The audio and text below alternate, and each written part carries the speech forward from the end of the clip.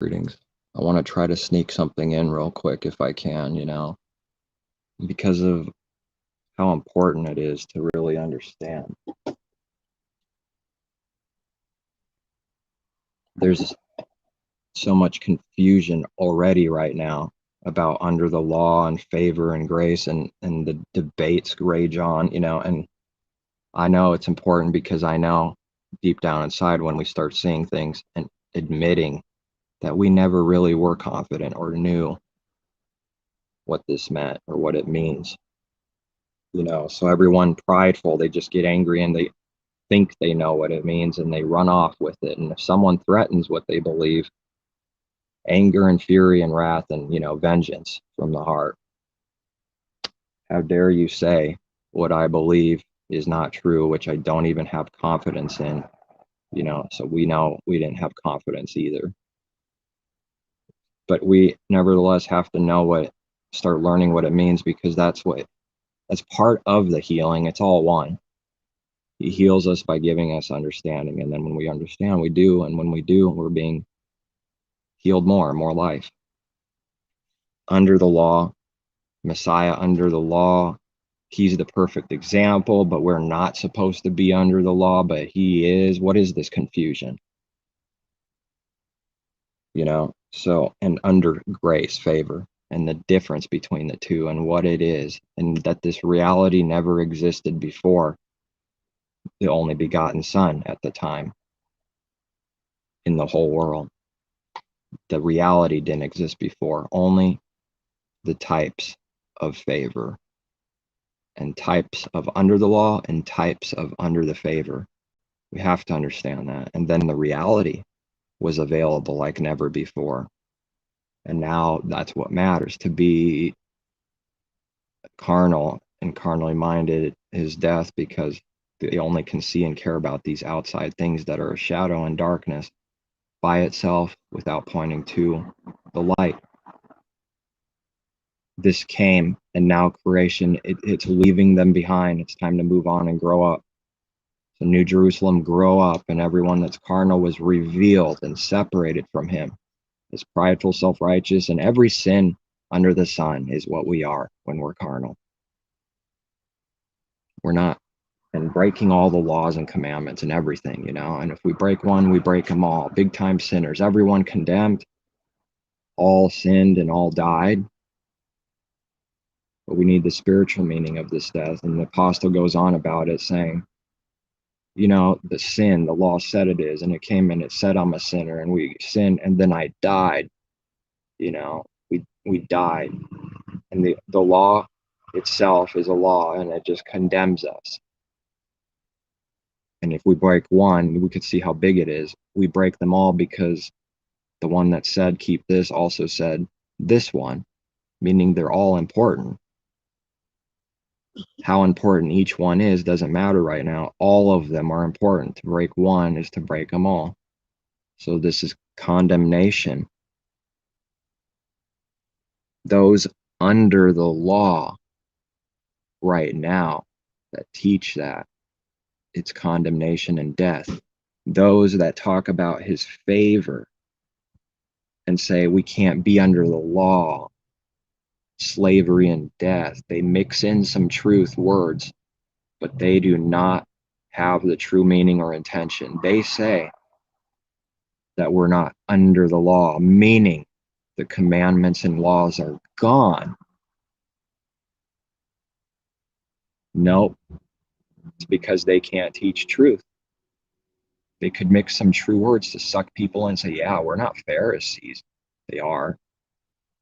We're not going to hell. They're in it, and we're all going to judgment, So that's that judgment coming back. But what they mean and their intentions and their worries when someone brings it up is so that it's off their mind, so that it's gone. They walk in the Spirit.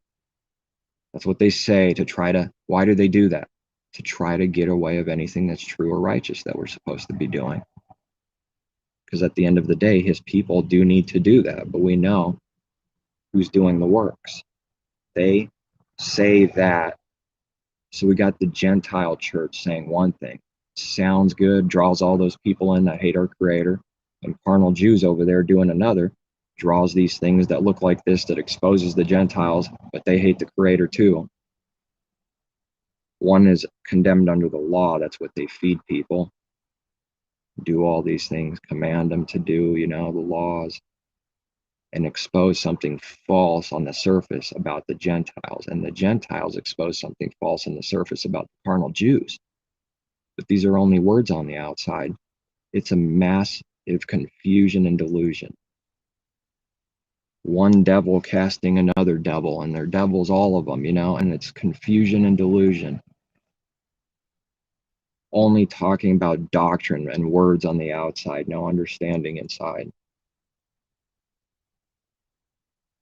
So everyone's condemned. We can picture it as someone getting shot with a gun. Oh, great. I wanted to go quickly on this and receive it, and everyone dies, and the law does that by itself.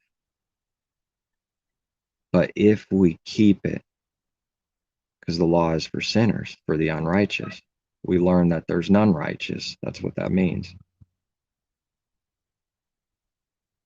The ones that are considered righteous have the Father's righteousness as counted righteousness under his favor. So the law kills everyone and we die because we don't keep it, because it's revealing what sin is, and the wages of sin is death. And I think people can understand that on a carnal level, but it's so important to know what Messiah did, It doesn't mean, because I didn't have the full, and continuing to understand. And it doesn't mean someone hasn't been a believer walking in the Spirit, It doesn't mean that automatically, but we know that that's coming from not understanding what it really means. And we didn't know either. We started admitting this and start seeing what it means. So it's not required to know what this means instantly on day one. It reveals that most people don't know him, but it could be there's a few that are in the process of learning. So it kills us. That's the picture. And the law does this. It's the wages of sin is death. It kills us. And that's all it can ever do, because it reveals sin. But if we kept it all perfectly, this would be like righteous. It wouldn't do that, would it? Because the law is only for the unrighteous. Everybody's unrighteous. Nobody's righteous. So it kills everyone, proving that they were all unrighteous. But Messiah is under the law, meaning the Father did this through the man because it must be kept perfectly to meet the requirement of life. Perfectly is the requirement. He's not an example of him being under the law so that we're under the law. He's the sacrifice so that we're under his favor. So then the blood on the post is not because they did something, but because this is put on them. And they will say some right words, but they don't know the deep spiritual meaning of this. Because what they say is it's gone. That's their understanding of under the law. We're not under, they'll say some true word, and then their understanding of favor, grace, is that they're gone.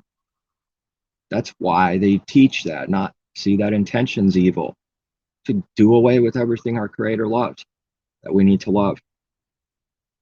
We know we can't do it. It condemns everyone. We're dead.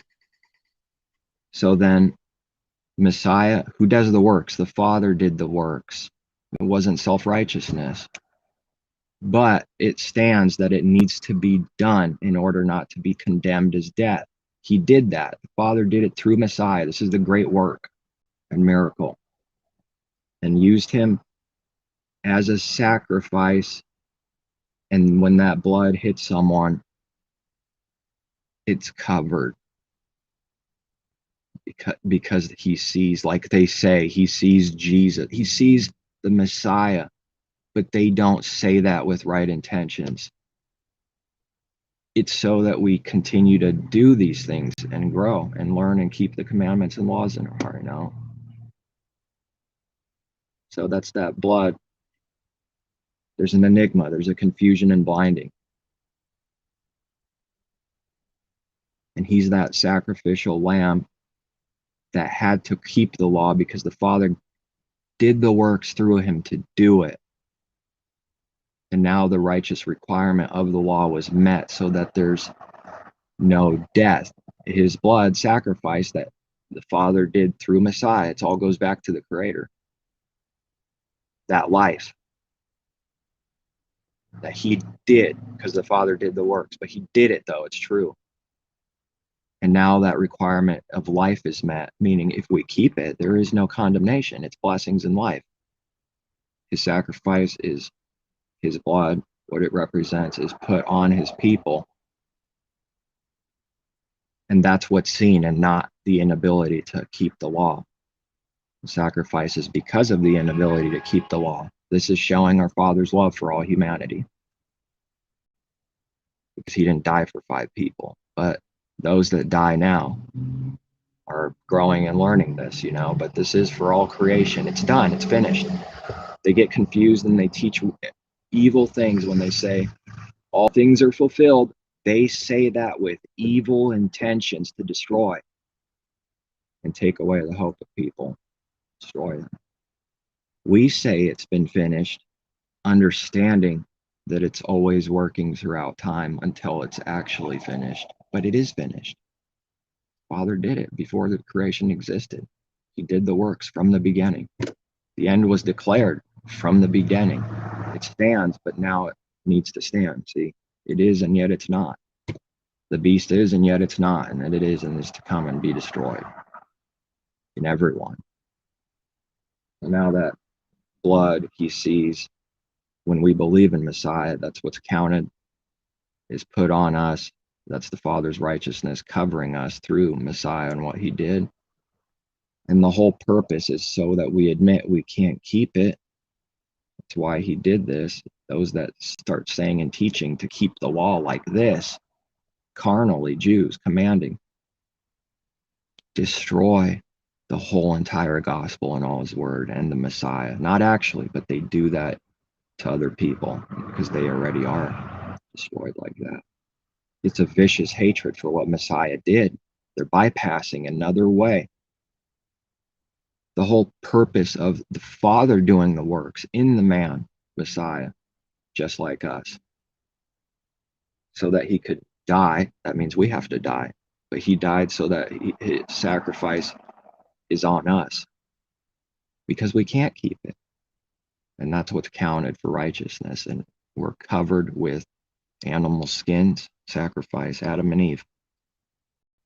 But when we cover ourselves first, it's wrong. It's self-righteous. Then they're stripped naked. They have to know they're naked and it's no good. And then he covers them because our covering is our works, our covering is filthy rags. And he did this for us. Look at this good deal. Look, he'll do the works. He cares so much. You don't even have to do the works, but but you do the work. See, it reveals and separates those that are in love with self still, which is sin. That's the whole thing of giving freely and giving, because he's the giver, constantly freely giving. He doesn't require anything back for real. That's not freely giving. Give a free gift. It's the only thing that's free in the whole world is the Father's free gift, because that's the only true definition and reality of what he did. No one can say otherwise. Everything else, the devil is screaming, free, free, free, free, 30% more free, 33% more free, because it's jealous and envious of the real thing. And it creates a counterfeit in this world, and they scream free to blind everyone else that they're free because they aren't free. I would never know this or want to believe this, unless he was showing me for real and about myself first and foremost. What people don't have is what they do so often to others. What they are already, they do so often to others. So then what we're not, Father's changing us. It's the same. We don't do that evil, or we do something we need to do to others, see? And why wouldn't he give this gift to all humanity? It exposes a partial false God. So that's all I wanted to say on this, because it's a huge enigma. And we do have some kind of picture. Israel with the blood, if not his sacrifice, not our works, and he's told we didn't do anything. I don't destroy the wicked because of your righteousness. You're stiff-necked people. I destroy them because of their wickedness, judgment. If they didn't receive this blood, they're dying, period. That's the teaching in there. Teaching this great thing. The shadow pointing to the thing, and then it became a reality and is, and there's things to come of that reality that now is, Always working, always working.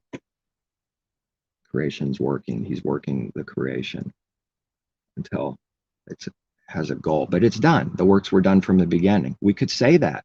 We say it's all finished, all accomplished, like Luke says, like somewhere else says.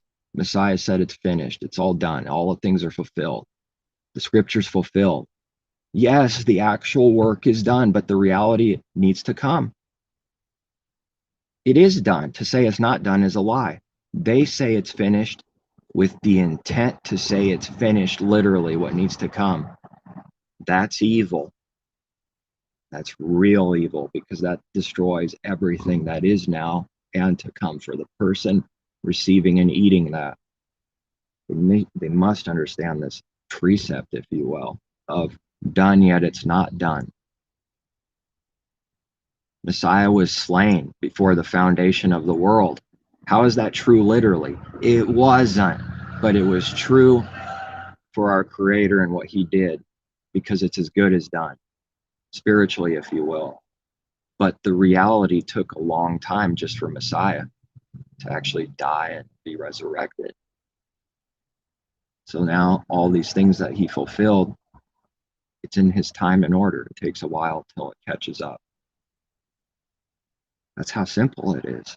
And we don't have this simple thing when we're dead.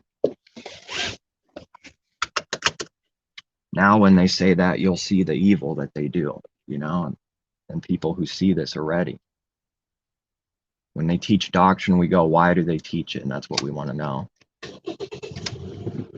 They might say the right words that his people say. Their intention's totally different, and it leads to a totally different thing. But that tripped me up, though. Not even that long ago, that this thing that they started trying to suck me into this damnable thing, this full predator, just prideful religion, because I didn't know, because I'm reading and they're going, read this, and they think they're smart. They become fools. They tell you, look, read it. It says all things fulfilled, scripture fulfilled, Messiah did this. Because to not say that is a lie, but they say it to try and do away with all things that are now, the Messiah himself and the Creator himself, and to come. They don't believe in judgment. They don't believe in the Creator. That's why they do that. That's when that's discerned, that's some evil. I don't see repentance or something happen afterwards at some point. I know they're dead, and I know they can't stop teaching dead things. I know they can't stop lusting spiritually. Spiritual lust, sex, like that, like adultery and all that. Just like a natural understanding of, I will hand them over to the lust, hand them over to their sexual problems. He says that the Father's judgment is, I hand them over. Why? So they can't stop. That's the judgment. And more sin, more destruction. Spiritually, these lying ministers, literally telling the truth, cannot stop lying because they're being judged. It's like right in our face, the evidence. That's what he's showing us, his power and judgments. They don't believe in judgments. Of course they don't. That's why they teach these doctrines that do away with all his word. Messiah said, you make his word void, to no effect. They don't actually do that for real, but they do that of themselves for other people. He told me, he taught me. That's why those words exist that Messiah said. Here, I'll show you, because you need to know and help understand these things so that we're not confused and lost, you know. This is what it means to make his word void. Doctrine that leads people to believe there's no creator or judgments or anything. It destroys all his word inside of them, and they never eat his word. You know,